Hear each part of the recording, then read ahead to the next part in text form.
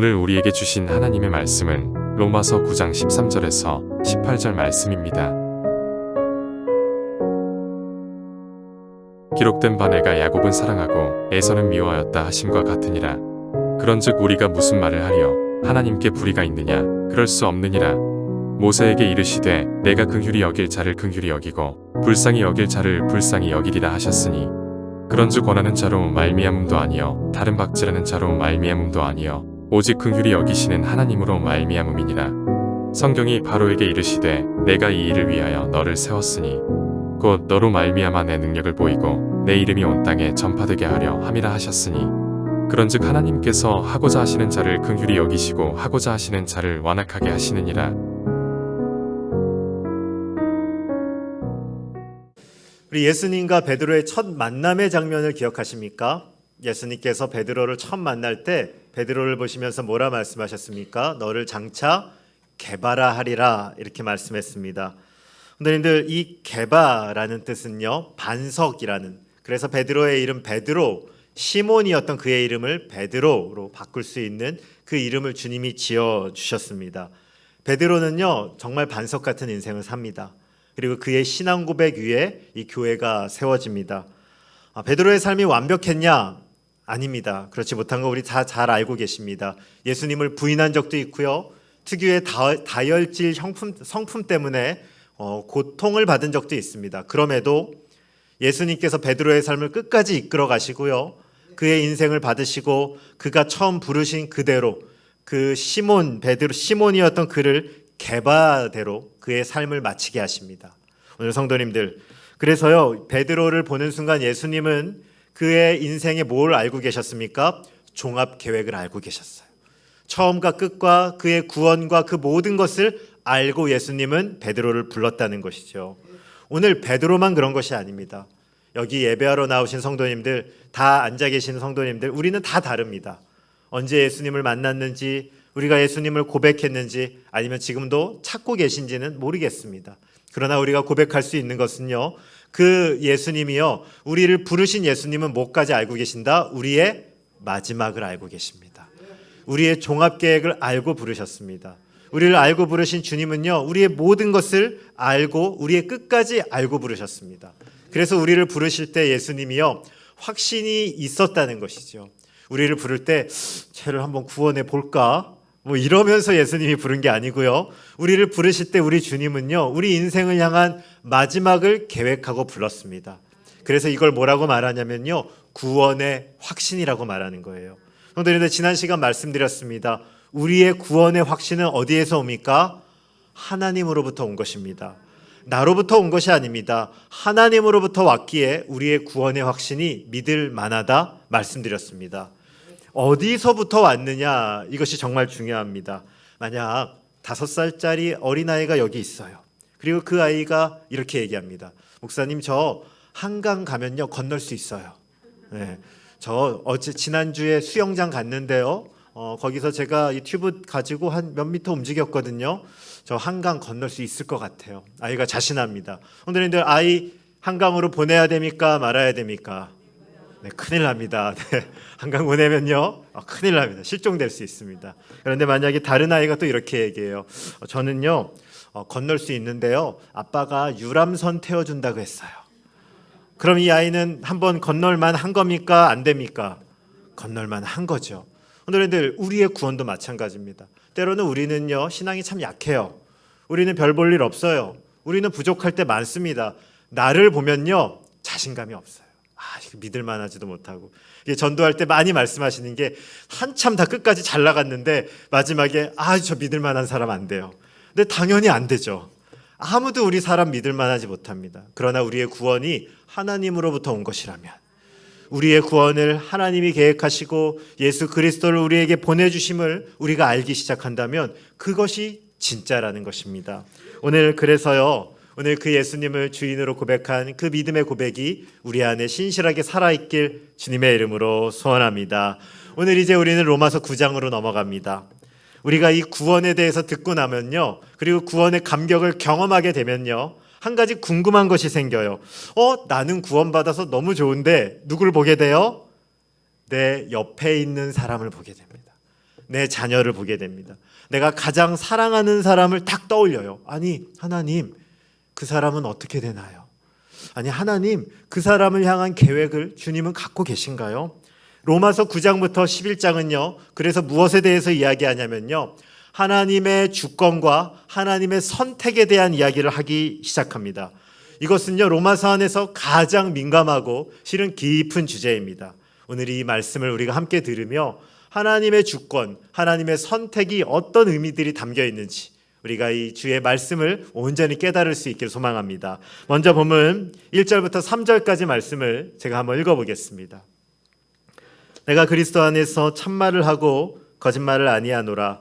나에게 큰 근심이 있는 것과 마음에 그치지 않는 고통이 있는 것을 내 양심이 성령 안에서 나와 더불어 증언하노니 나의 형제 곧 고르게 친척을 위하여 내 자신이 저주를 받아 그리스도에게서 끊어질지라도 원하는 바로라. 아멘. 오늘도 먼저 우리는요, 여기서 하나님의 선택과 하나님의 주권을 다루는 그 자세에 대해서 살펴볼 수 있습니다. 바울이 이렇게 얘기합니다. 나에게는 큰 고통이 있습니다. 그게 어떤 고통이냐면요, 자신이 그렇게 사랑하고 자신의 모든 것들을 걸었던 자신의 민족 유대인들이 지금 예수님 가운데로 들어가고 있습니까? 아니면 복음을 거부하고 있습니까? 복음을 거부하고 있습니다. 거부하는 정도가 아니라 십자가의 회방자가 되었습니다. 가는 교회마다 유대주의자들이 나와서 교회를 어지럽히고 있었습니다.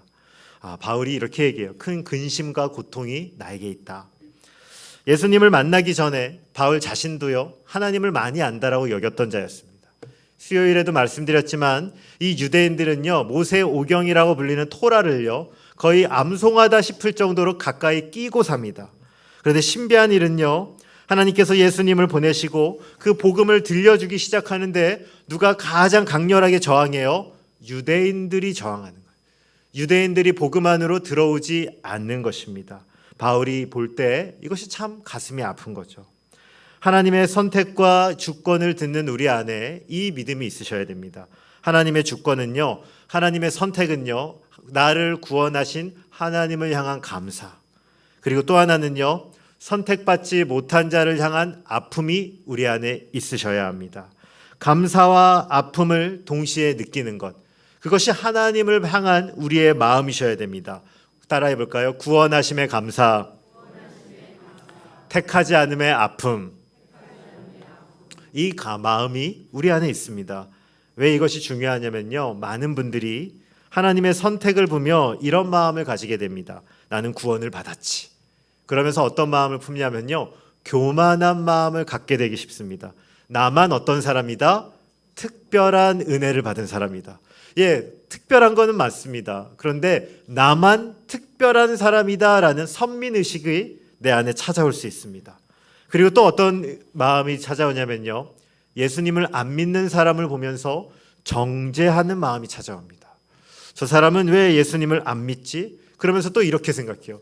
잘 살펴보니까 예수님을 믿게 생겼어요? 안 믿게 생겼어요? 네. 꼼꼼히 보니까 저 사람 예수님 안 믿게 생겼네. 그래서 저 사람은 지옥 갈 사람인가 봐. 이러면서요, 때로는 정죄하는 마음이 생깁니다. 그리고 또 하나, 하나님을 향한 어떤 마음을 갖게 되냐면요, 섭섭함과 원망을 갖는 분들도 많아요. 아니, 하나님, 이렇게까지 하는데 왜 구원해 주시지 않습니까?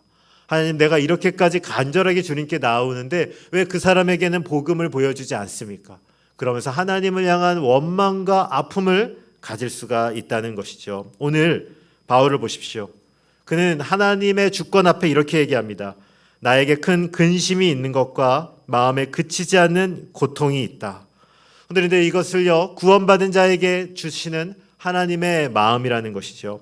차라리 그는 이렇게 얘기합니다. 내가 선택받지 못하더라도 우리 민족이 선택받으면 좋겠는데. 그런데 그냥 인사말로 하는 것이 아닙니다. 하나님께서 성령의 감동으로 기록된 성경에 그런 말씀을 남겨놓은 것입니다. 진실입니다. 바울의 말은. 내가 하나님으로부터 끊어질지라도 우리의 민족이 구원받았으면 좋겠는데라는 고백을 하는 것입니다. 오늘 여기에 계신 성도님들, 그래서요, 우리가 하나님의 선택, 하나님의 주권이라는 그 하나님의 말씀 앞에 우리 안에 이런 것이 가지셔야 됩니다. 한번 따라해 볼까요? 하나님은 언제나 선하십니다. 성도님들 정말 그렇게 고백하십니까? 하나님은 선하시다는 것은 우리는 알아요. 근데 언제나라는 단어가 때로는 우리 앞에 잘 안 놓여질 때가 있습니다. 하나님 정말 언제나 선하십니까? 하나님 우리의 삶 가운데 막혀 있을 때, 때로는 우리가 고통 가운데 있을 때, 때로는 어떤 전도의 문들이 열리지 않을 때에도 우리는 하나님의 선하심을 고백할 수 있을까요? 오늘 바울은 그 마음을 가지고 이 말씀으로 나아갑니다. 오늘 우리가 그 하나님의 고백 앞에 우리도 선하신 하나님을 붙잡을 수 있는 그 마음을 가지고 이 말씀으로 들어가면 좋겠습니다. 본문 4절과 5절 말씀을 제가 한번 읽어볼까 합니다. 그들은 이스라엘 사람이라 그들에게는 양자됨과 영광과 언약들과 율법을 세우신 것과 예배와 약속들이 있고 조상들도 그들의 것이요 육신으로 하면 그리스도가 그들에게서 나셨으니 그는 만물 위에 계셔서 세세의 찬양을 받으실 하나님이시니라. 아멘. 먼저 유대인 이야기를 바울이 합니다. 유대인은요 하나님을 알만한 것들이 많았습니다.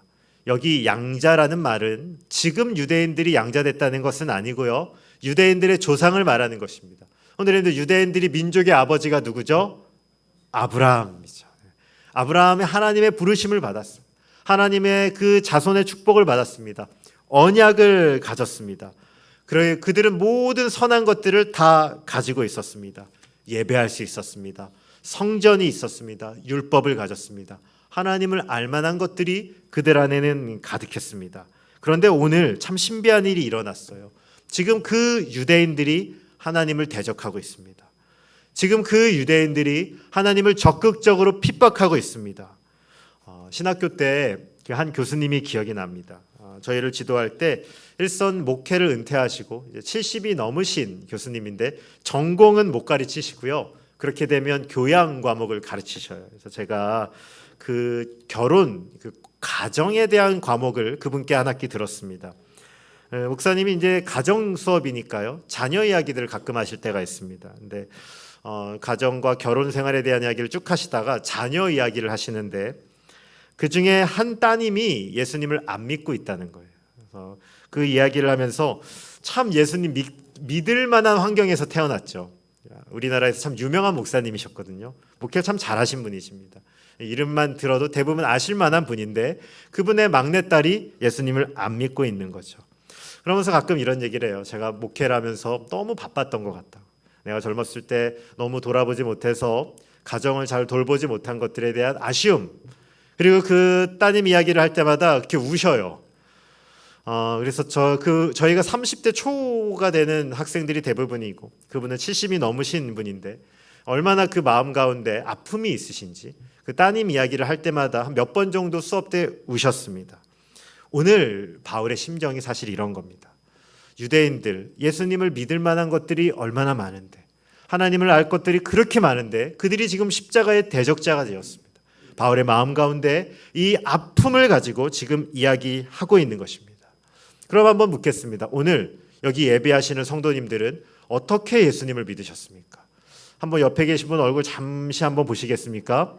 예수님 믿게 생기셨나요? 예수님 믿을 만한 것이 그분에게 보이십니까? 왜 오늘 나는 여기서 신앙을 가지게 되었는가? 왜 오늘 나는 믿음을 고백할 수 있었는가? 오늘 하나님의 선택의 기준에 대해서 13절부터 15절 말씀을 제가 한번 읽어보겠습니다. 기록된 바 내가 야곱은 사랑하고 에서는 미워하였다 하심과 같으니라. 그런즉 우리가 무슨 말을 하리요? 하나님께 불의가 있느냐? 그럴 수 없느니라. 모세에게 이르시되 내가 긍휼히 여길 자를 긍휼히 여기고 불쌍히 여길 자를 불쌍히 여기리라 하셨으니. 아멘. 오늘들 잘 알듯이 야곱과 에서는 어떤 형제예요? 쌍둥이로 태어났습니다. 누가 형입니까? 에서가 형이고 야곱이 동생입니다. 그런데 구약을 잘 보시면 하나님이 누구를 택하세요? 야곱을 택하시고 또 누구는 하나님의 택함 가운데 못 들어가요? 에서는 못 들어갑니다. 그래서 오늘 보시면 야곱을 사랑하고 에서는 미워하였다. 근데 여기 미웠다는 말이요. 진짜 하나님이 미워했다는 표현은 아닙니다. 우리가 쓰는 내가 저 사람 미워 이런 게 아니고요. 하나님의 선택이 지금 야곱에게 더 있다라는 것을 강조하는 표현입니다. 하나님이 에서도요 기억하세요. 그리고 에서 가문도 하나님의 특별한 일반 은총 가운데 있다는 것을 구약 성경을 보면 알게 됩니다. 그런데 문제는요, 하나님께서 이 야곱과 에서 중에 야곱을 택한 시점입니다. 언제 하나님이 야곱을 택하셨어요? 어디에 있을 때? 그들이 어머니의 뱃속에 있을 때 택한다. 태어나고 나서 보니까 에이, 야곱은 예수님 믿게 생겼고 에서는 털만 나서 밉네, 그러면서 에서를 포기한 게 아니고요, 하나님이 실은 뱃속에 있었대. 이는 신약으로 표현하면 이런 표현입니다. 창세 전에 하나님이 택했다는 것입니다. 오늘 하나님의 선택의 기준은요, 우리의 행함이 아닙니다. 우리의 외모가 아닙니다. 우리의 어떠함이 아닙니다. 하나님의 주권적인 판단입니다. 그러니까 우리가 하나님의 선택의 기준을 압니까 모릅니까? 모릅니다. 오늘 그래서 우리가 열심히 해야 되는 일이 있는데 뭘 해야 되냐면요, 전도해야 됩니다. 사실 우리 옆집에 사시는 분들 예수님 믿게 생기셨습니까? 안 믿게 생기셨습니까? 네, 몰라요 라고 말씀하셨는데 때로는 참 안 믿게 생긴 분들도 있어요. 우리 눈에는 그렇습니다. 그러나 하나님께서 어떻게 일하실지를 몰라요. 하나님의 기준을 우리가 알 수가 없습니다. 때로는 하나님께서요 딱 붙잡아 주시면 그를 붙잡고 그의 인생을 인도하시는 거죠. 그게 참 예수 안에 있는 즐거움이고 예수 안에 있는 기쁨이라고 생각합니다. 그래서 하나님은요, 바울은 이런 말씀을 또 우리에게 줍니다. 18절 말씀 우리 한번 같이 읽어볼까요? 함께 읽겠습니다. 시작. 긍휼히 여기시고 하고자 하시는 자를 완악하게 하시느니라. 아멘. 여기 하나님께서 긍휼히 여길 자를 긍휼히 여겨주신다. 하나님께서요 택해 주시고 구원을 알려주신다는 겁니다. 그리고 또 어떤 일을 해요? 완악하게 할 자를 완악하게 한다, 이렇게 얘기합니다. 어떤 분들은 이 표현을 가지고 좀 아쉬워해요. 하나님께서요 예수님 안 믿는 사람의 마음을 안 믿게 만드셨다라고 생각합니다. 실은 이걸 잘 보시면요, 원어 성경을 보면 그런 말이 아닙니다. 하나님께서요 그 사람을 예수님 못 믿게 마음을 완악하게 위해서 조종하시고 마음을 막 돌이키지 못하게 만들었다는 표현이 아닙니다. 영어로 표현하자면요, 영어 단어 중에 let이라는 단어가 있습니다. let him go 이렇게 말하는데 가만히 놔두라는 거예요. 그 사람은 가게 놔둬, 이런 표현입니다.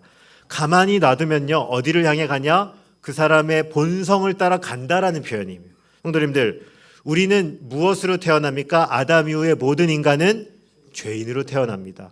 우리가 죄를 져서 죄인이 아닙니다. 기본적으로 죄인으로 태어납니다. 우리 가만히 내버려 두면 어떤 일 합니까? 네, 뭐 대답을 듣지 않아도요, 우리 가만히 내버려 두면요 질투합니다, 미워합니다, 시기합니다, 원망합니다. 죄인으로 태어난 우리 안에 본성적으로 내재된 마음이 이겁니다. 그냥 내버려 두면요 우리 죄로 흘러간다는 겁니다. 그래서요 성경에 가장 무서운 표현 중에 하나가 뭐냐면요, 하나님의 내버려 두심이에요. 성도님들, 하나님이 내버려 두시는 거예요. 내버려 둔다는 게요 정말로 무서운 표현입니다. 로마서 1장 28절을 보시면 하나님이 죄인들을요 상실한 대로 내버려 두사, 이렇게 써 있습니다. 바로 이것과 일맥상통하는 표현입니다. 하나님께서 내버려 두셨다는 겁니다. 하나님이 내버려 두시면요 우리 모두는 죄로 향합니다. 우리 모두는 내가 왕이 돼서 살아갑니다. 그게 아담 이후 모든 인생이 가는 그 길입니다. 하나님께서 오늘 특별한 은혜로 만져주시는 분들이 계십니다. 하나님이 오늘 우리를 택해 주시는 거죠. 하나님이 우리를 선택해 주시는 겁니다. 하나님의 선택에 불의가 있냐? 없다라는 것입니다. 간혹 자녀를 입양하시는 분들이 계십니다. 그런데 그분들을 향해서 이렇게 물으시면 어때요? 아니 왜 그 사람만 입양했어요? 지금 버려진 친구들이 너무 많은데, 아픈 친구들이 너무 많은데 왜 입양하지 않으세요? 그렇게 물을 수 없다는 겁니다. 하나님의 선택이 은혜인 것이지 하나님의 선택이 아닌 것을 우리가 비난할 수 없다는 것이죠. 바울은 더 설명합니다. 우리 20절과 21절 말씀 제가 한 번 더 읽어보겠습니다. 이 사람아, 내가 누구이기에 감히 하나님께 반문하느냐? 지음을 받은 물건이 지은 자에게 어찌 나를 이같이 만들었느냐 말하겠느냐? 토기장이가 진흙 한 덩이로 하나는 귀 있을 그릇을, 하나는 천 있을 그릇을 만들 권한이 없느냐? 아멘. 근데 지음 받은 물건이 지은 자에게 항의할 수 있습니까? 없습니까? 없다는 겁니다. 토기장이가 진흙으로 자기가 만들 것을 만들 권한이 있다는 겁니다. 창조주이신 하나님께서 피조물인 인간을 택하시고 또 그분의 뜻대로 쓰실 권한이 있다는 겁니다. 바로 여기서 나오는 것이 따라해 볼까요? 하나님의 절대 주권. 하나님 절대 주권. 하나님이 주권을 가지고 일하신다는 겁니다. 이것을 잘 보여주는 것이요, 구약의 욥기입니다. 욥이요, 치명적인 질병을 얻습니다. 처음에는 하나님을 믿음으로 고백하다가요, 나중에 하도 어려워지니까 자신을 원망하기 시작해요. 어디까지 원망하냐면 내가 태어난 날을 원망해요. 내가 없었으면 좋았을 텐데, 내가 안 태어났으면 좋았을 텐데. 욥이 그 믿음 좋던 욥도요, 이렇게 흔들립니다. 그리고 이 욥기의 마지막이 되면요, 하나님이 등장하십니다. 그리고 뭐라고 얘기하는지 아세요? 하나님이 쭉 얘기하는데, 욥, 너 창조할 때 있었니? 너 내가 이걸 지을 때 너 어디 있었니? 내가 이걸 지을 때 너 있었니? 하나님이 쭉 얘기하면서요, 뭐라고 얘기하시냐면요, 욥, 내가 이 천지를 만든 걸 설명한다고 한들 네가 다 이해할 수 있겠니? 이해한다는 거예요? 못한다는 거예요? 못한다는 것입니다. 오늘님들, 나를 부르신 하나님은 선하신 하나님이십니다. 그러나 우리가 모든 것들, 그 하나님의 지혜와 하나님의 절대 주권을 우리는 다 이해할 수 없다라는 것이죠. 아이가 어리면요, 그 부모를 이해 못합니다. 왜 우리 아빠는 밤에 사탕을 안 주는가?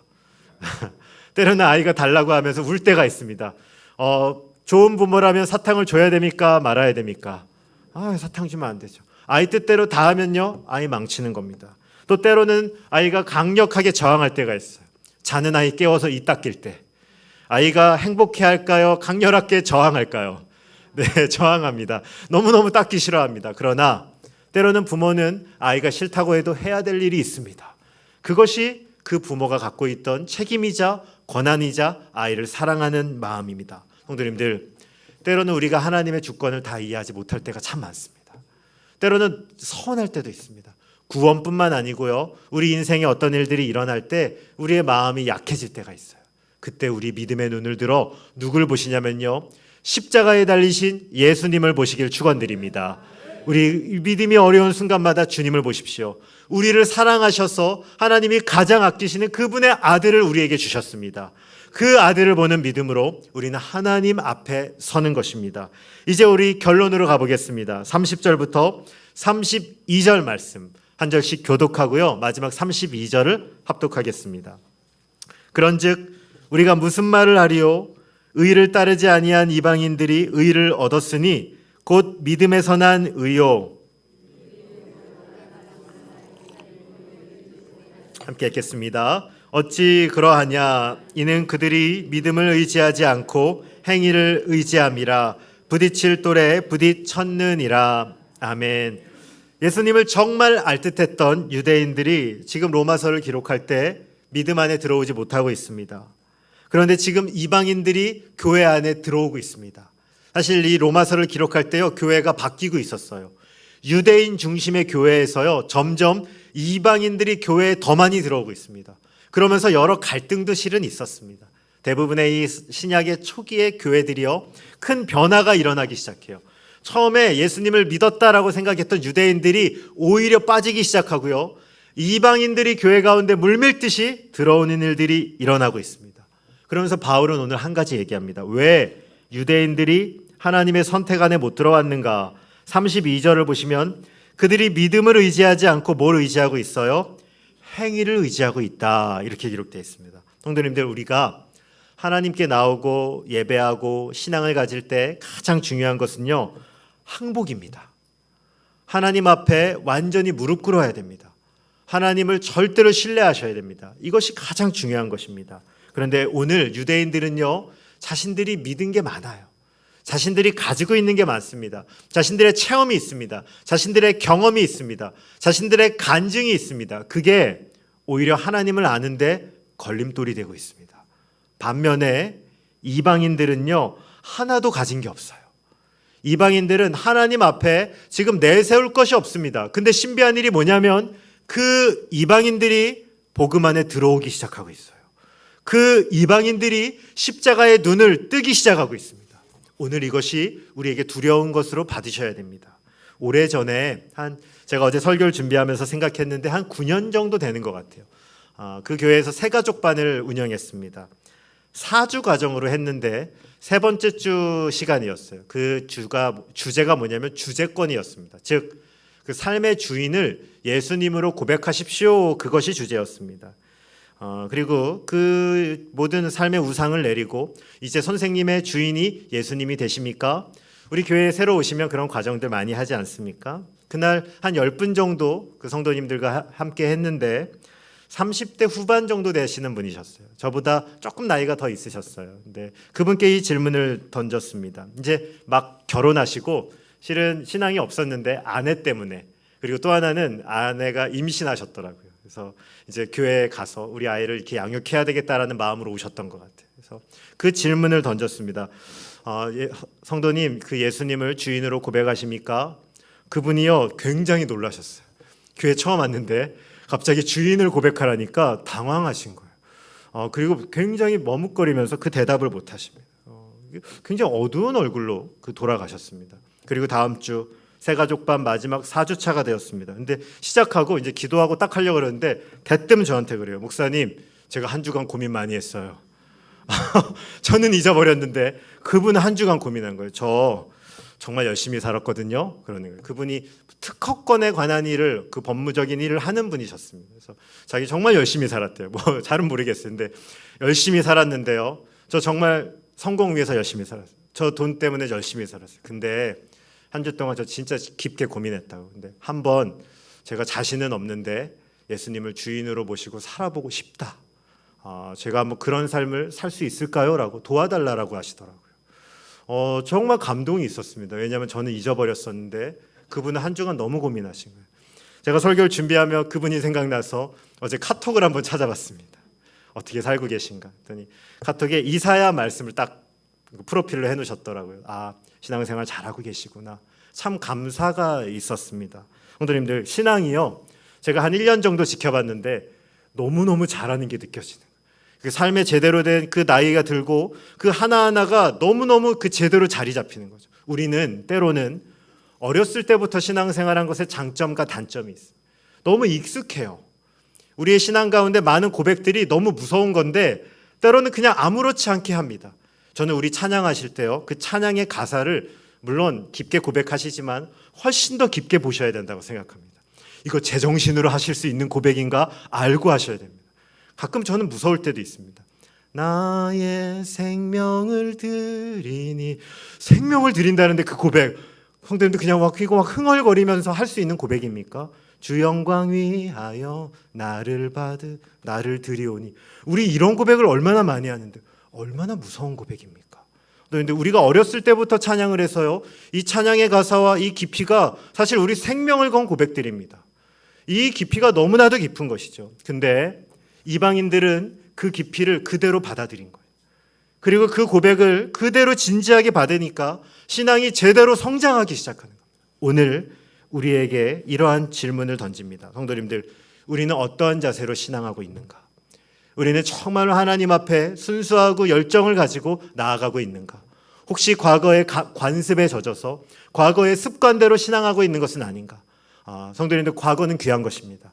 간증은 중요한 것입니다. 하나님의 은혜는 정말로 좋은 것입니다. 그러나 그것이 오늘의 우리를 막아서는 안 됩니다. 오늘 우리는 절대로 주님을 의지하고 주님을 신뢰하고 주님을 고백하는 마음으로, 언제까지요?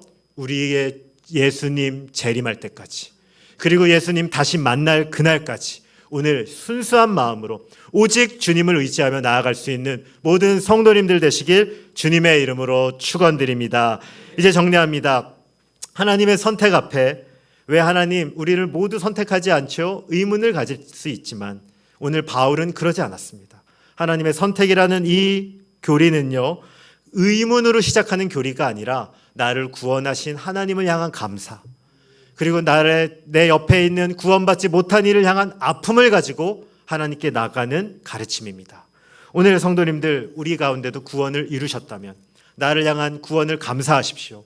그리고 오늘도 하나님께서 내가 사랑하는 그를 향해서 나의 배우자와 나의 자녀와 나의 이웃과 나의 직장 동료를 향해 성도들이 간절하게 기도하기 시작하십시오.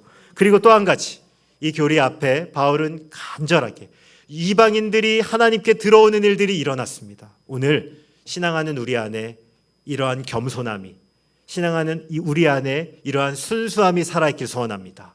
그리하여 예수님 만날 그날까지 정말로 말씀 그대로 반응하며 주님을 쫓을 수 있는 모든 성도님들 되시길 주님의 이름으로 축원드립니다.